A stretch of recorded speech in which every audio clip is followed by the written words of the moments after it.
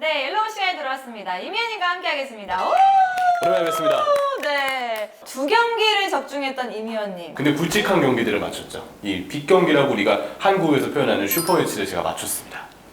정말 어떻게든 피해가는 이 사람 참 굉장히 매력적이에요. 여러분들 관심 있으시면 번뜩번뜩 연락 주세요, 여자분들. 관심 아시겠죠? 있으신 분 같이 저랑 승부 예측해요.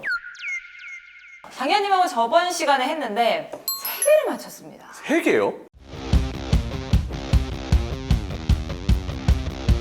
그런데 장현님도 나무에서 떨어진 날이 있어요, 여러분. 장현님 게임에서 이기셔가지고 장현님한테로 갔거든요. 그거 하나 졌어요. 위원님 그거 저한테 따라왔으면 확실하게 올킬 갈 수 있었는데. 그 밀란 나폴리 경기였죠? 그러니까 그거 좀 아쉽지 않으신가요, 장현님? 전혀 안 하셨습니다. 저는 소신이 있습니다.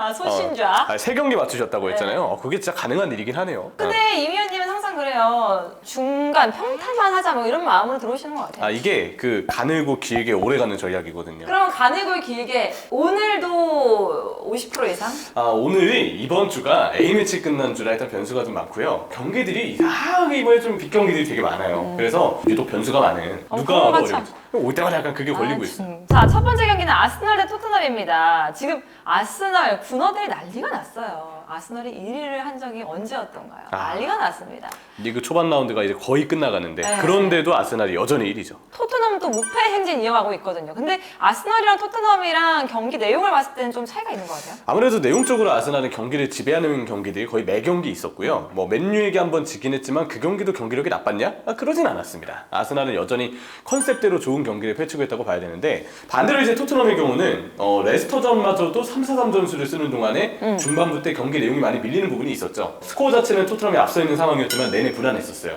그러다가 3-5-2 전술로 바꾸고서 손흥민 선수의 해트트릭이 나오고 거기서 조금 토트넘이 뭔가 경기력적으로 새로운 활력을 얻은 느낌이 들었거든요. 근데 여기서 미리 좀 얘기를 드리자면 저는 다시 토트넘이 3-5-2를 쓰기보다는 3-4-3으로 돌아올 가능성이 매우 농후할 거라고 생각을 합니다. 3-5-2 전술은 뭐 그 변칙적으로 조금 어떤 상황에서 쓰지 않을까 뭐 이런 생각도 들더라고요. 그리고 개인적인 생각인데 이 경기는 3-4-3 전술을 써도 답답하다기보다는 오히려 토트넘의 원하는 공격이 풀릴 가능성이 클 것 같아요. 왜냐면 아스날이 라인을 올리고요.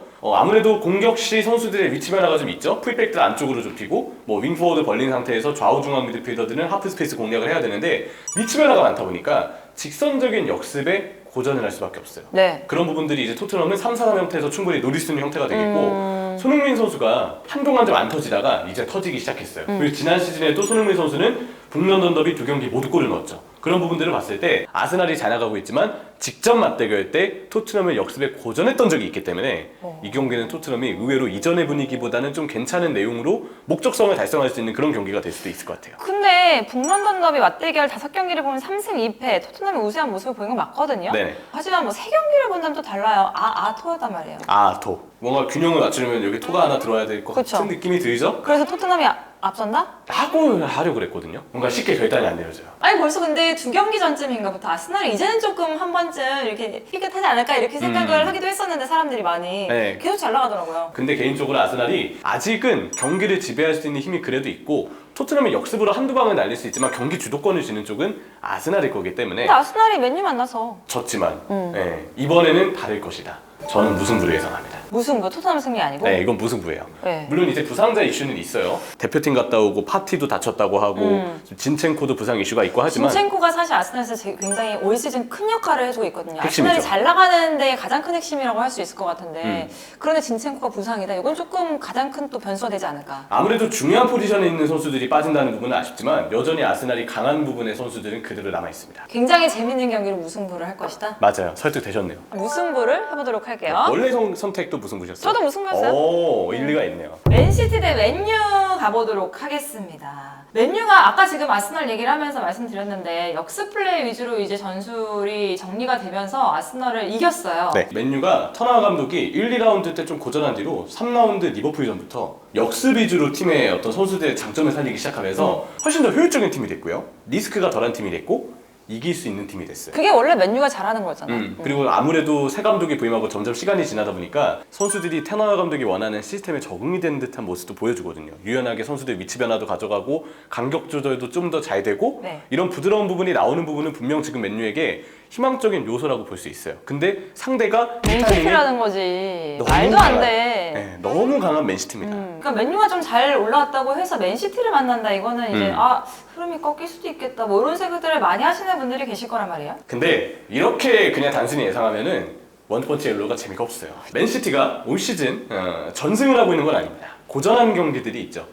뉴캐슬전 네. 그리고 빌라전 두 팀 다 직선적으로 빠른 발을 가진 선수들을 전방에 내세웠고 빠르게 맨시티의 풀백 뒷공간, 센터백 사이 공간을 노리면서 역습으로 재미를 봤었어요. 자, 맨유 요즘에 역습을 바탕으로 맨유가 리그 4연승을 달리고 있죠. 터나 감독의 역습 컬러라면 이변을 일으킬 수도 있다. 그럼 이변을 일으키면 뭔가요 결론은? 맨유 승입니다. 맨유 승이라고? 네.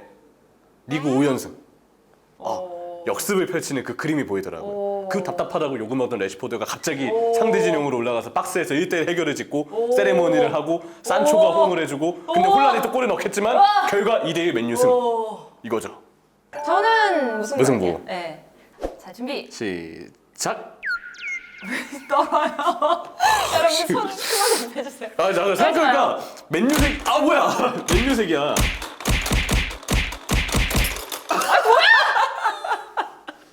이게 수비가 이렇게 단단하잖아요. 지금 봐 니산드로 있고 바란이 쓰니까 이게 내가 하니까 됐는데 니산드로 바란이 잘 막는다는 뜻입니다 이게.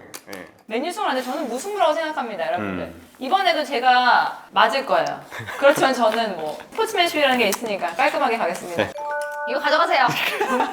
K리그로 가겠습니다. 왜 K리그를 저희가 두 개를 준비를 했거든요. 이유는 바로 K리그는 굉장히 살아난 판이라는 거죠. 그쵸. 파이널 라운드가 이제 시작이 됩니다.